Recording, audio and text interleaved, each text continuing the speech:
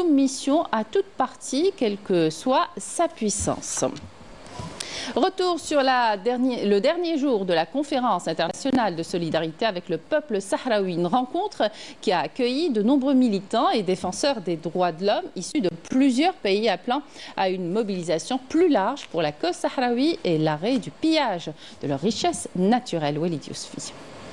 Pendant 3 jours consécutifs, les participants à ce colloque international ont défendu le droit du peuple sahraoui à l'autodétermination.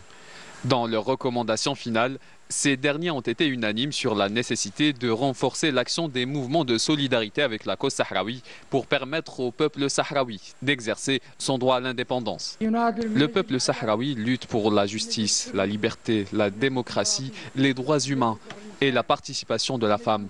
C'est cet objectif pour lequel le peuple sahraoui se bat afin d'imposer sa souveraineté et établir son État.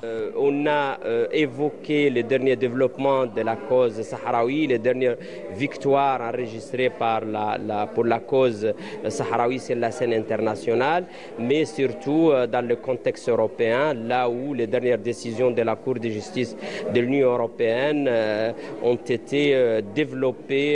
Les participants ont mis en exergue l'importance d'intensifier les campagnes qui prônent la justice climatique, appelant dans ce contexte à la nécessité d'arrêter le pillage systématique des richesses naturelles sahraouies. Notre union et notre expérience est une force pour la défense des causes justes. Nous soutenons le peuple sahraoui. Ce rassemblement a une grande importance pour le peuple sahraoui, car les points abordés et les axes traités servent la cause sahraoui. À l'issue de cette conférence, les 13 pays qui ont été représentés lors de ce workshop ont mis l'accent sur la nécessité d'élargir les campagnes de solidarité et le soutien avec le peuple sahraoui.